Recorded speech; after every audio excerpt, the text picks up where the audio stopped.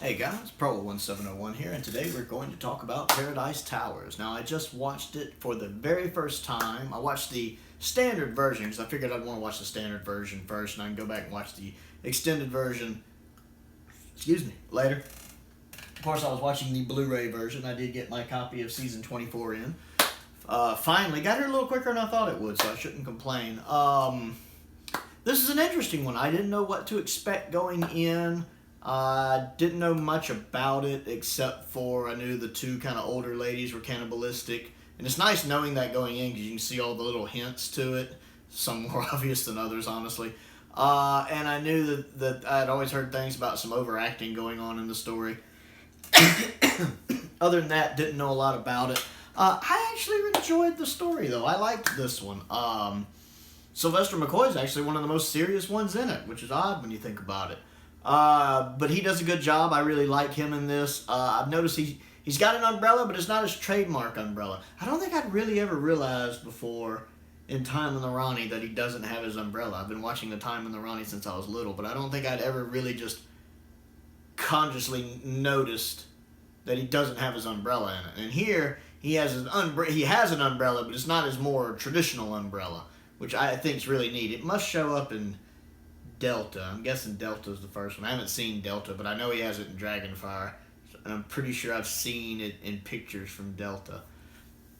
Now, this one's interesting. I get some people don't like it, and I'm guessing it's probably some of the execution. There is very much an 80s-ness to this story. This is one of those stories you can watch it and you know it was made in the 80s. It's very obviously made in the 80s, which is fine. I love the 80s. It's my favorite decade. A lot of good things came out of the 80s, myself included. But, you look at the hair on the Kangs, which is very much, as one of the girls behind the sofa points out, very much post-punk. Definitely looks like a punk hairband. I like the Kangs in this. Some people might have issues with their acting, but I think it's perfect because they're a bunch of young teenagers who really haven't had parental figures around to teach them. And that's what they act like. They act like a bunch of young teenagers. Like, for instance, they're playing their game. The Red Kangs and the Blue Kangs are playing a game to infiltrate each other's bases. They act very much like people their age in that situation would act. And I like that. I love that they have kind of their own language, their own manner of speak that they have, which is very different than our speak. I like that. It seems very well thought out and very well written when they're talking, how their speech is different than our speech. And I really got a kick out of that. It really does show that some thought went into the script on that, when they're, unliving and stuff like that, and their way of saying hello with the, I really got a kick that it seemed like, not a kick, I really enjoyed that a lot went into kind of filling out their backstory in the sense of their speak being different, their mannerisms being different, and the way they acted. I like the guy playing the chief caretaker, Richard, I believe is his real name. Again, I live in the States, so while I know this story had a really big, well-known cast, a lot of the actors in this are well-known actors from the time. John Nathan Turner was really big on stunt casting. I'm very aware of that. Living in the States, though, I'm not very familiar with these actors, so when I'm watching Behind the Sofa and they're like, oh, that's so-and-so, I'm like, okay.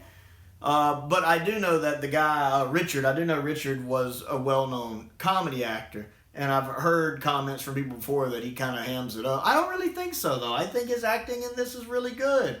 Maybe a little over the top, but not in any derogatory way. I like, especially when he's playing the chief security guy. I really like that. He's really good there.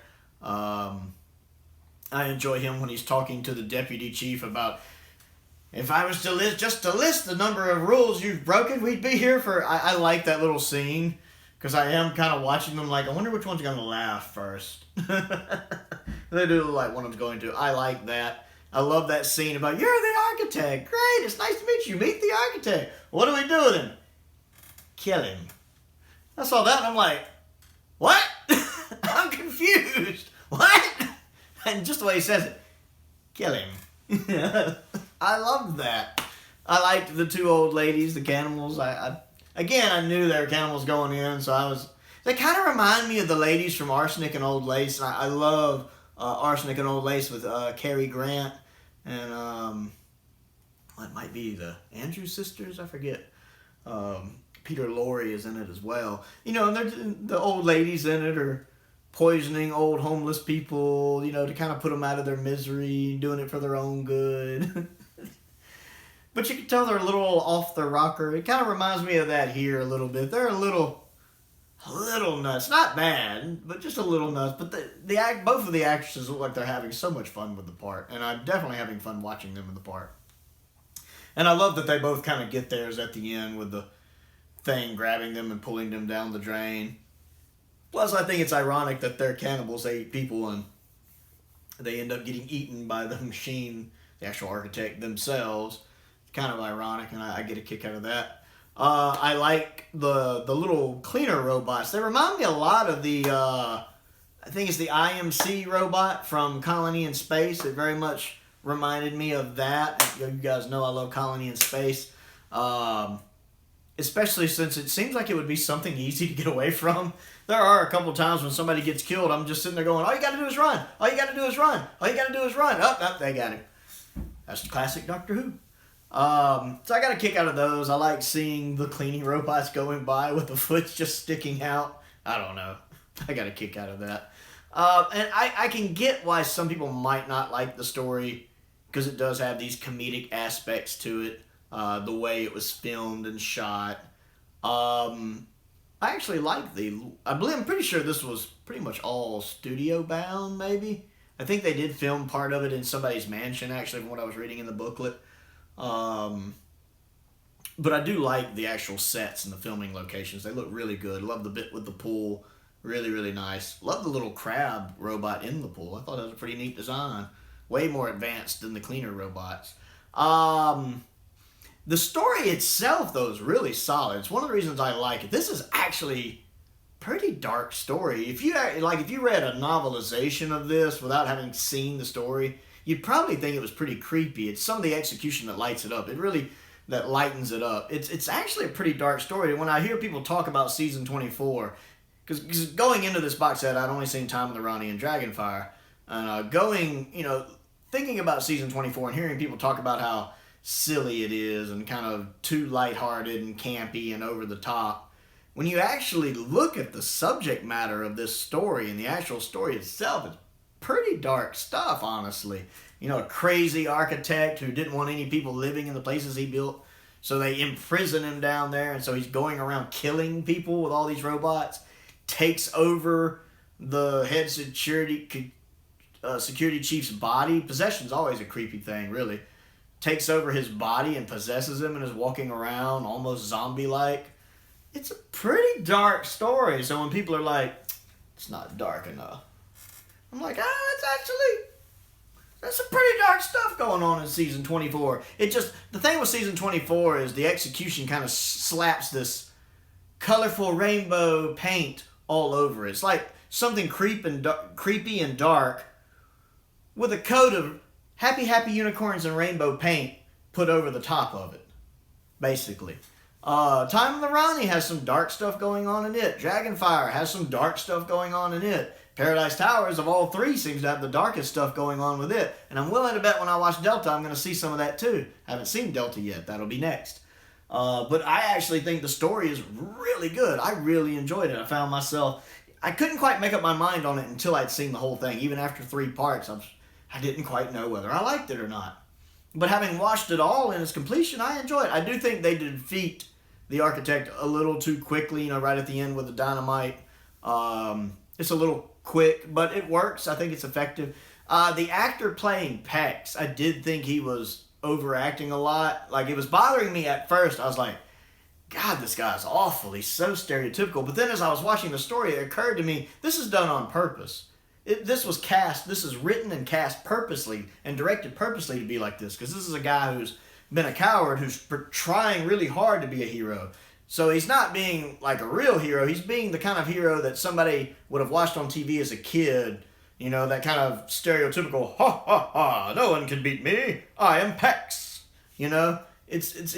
It's written that way on purpose, and it's cast that way on purpose. And when I was reading the little book, as I'm reading through the book, it even talks about that in the little booklet that comes with it that was done on purpose. And once I realized that's what they were going for, I actually really liked it, because we have this character who's trying really hard to be this brave and person here to defend and protect, but it just, at his nature, he's a coward. He's just, some people just are not as heroically brave as others, just in their nature. It's just how it is. Everybody has something they're afraid of. Some people it's spiders, some people it's heights. Everybody has that thing that just terrifies them. And so I actually do like that, and I do love the fact he was able to overcome it and save the day at the end. I mean, I kind of saw that coming, but I do like that he was able to do that. And so once I realized that he was acting like that on purpose, it actually made it make sense to me, and it didn't bother me as much. And of course, the chief security guy, once he's taken over by the architect, again, it's a little hammy in performance there, but we're talking about something that's been in a machine, or it's been bodiless for a long time. It's possessing a body it's not used to. You know, it's not at all unrealistic to think it would have a little bit of trouble controlling it. So when he's walking funny and talking funny, it fits the situation to me. That's why I don't mind. One, it does look like Richard's having a fun time with it. Two, it does fit the premise of what's going on, so I don't really dock points for that. I think, again, a lot of people, if they're criticizing the story, it's some of the acting performances, which I can let slide because, again, there are reasons for them to be acting that way that make sense in my mind. And just the fact it's season 24 because of its reputation. But I don't really go into that. I like to judge things for myself. I liked Paradise Towers. I enjoyed it. I really enjoyed the behind the sofa. There was a couple things behind the sofa they pointed out. I was like, yeah, I agree with that. So I enjoyed watching that. The story itself is really, really good. And I definitely am really beginning to think as I'm seeing more of season 24. I've always thought season 24 was underrated ever since I saw Dragonfire back when the DVD first came out. But having seen Paradise Towers, I'm really beginning to think that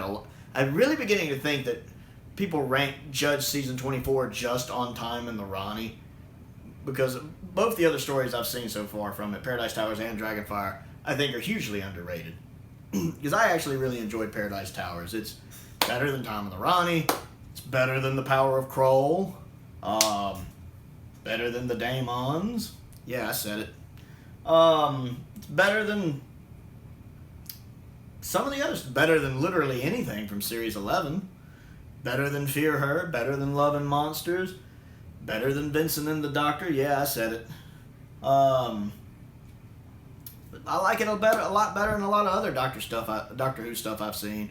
To be quite honest, definitely better than Timeless Children. So yeah, Paradise Towers. I liked it. Do I necessarily think it's essential Doctor Who viewing? No. Do I think it's good Doctor Who? Yeah, I really enjoyed it. I'm looking forward to going back and watching it sometime soon, watching the extended version, watching the audio commentary. Really want to watch it with the alternate score, because I know the original score was rejected by JNT, and they had the guy who does the incidental music from Time in the Ronnie do it here. Which, again, like I said in my Time in the Ronnie review, the music I liked doesn't feel like Doctor Who music. I mentioned that in my Time in the Ronnie review. The music in Paradise Towers, I like it. Doesn't feel like Doctor Who music, though. Doesn't quite feel like it suits Doctor Who. Now, I am looking forward to going back and watching it with the original score that was done for it, because I do know you can do that. I saw on the notes you can do that. So I am looking forward to that, see if I think any differently, better or worse of the story after that. So yes, my review of Paradise Towers. What do you think of Paradise Towers? Have you seen it recently? If you haven't, give it a rewatch and let me know what you think. Comment down below and let me know everything you think of my review. Other things to do, click the like button, click the subscribe button, click the bell for notifications. Love growing the channel. I think we're over 425 subscribers at this point. I have two polls going on my Patreon, one of which is open to the public. So even if you're not one of my patrons, you can vote in that. There is a link to that down below in the description if you're interested in voting in that. It is a poll on which Doctor I will be doing a big review on. Classic Doctors, 1st through 8th, so vote on that. There's also another poll going just for my patrons, and that's for any level of being a patron. You can join even at the entry level of just $2 a month, just $2 a month, to vote in this poll for which 5th Doctor Companion I will be doing a review about soon. These polls should be open to around July the 10th. I may do it a little bit further, but July the 10th for sure. Most importantly, though, stay safe out there, and thank you for watching.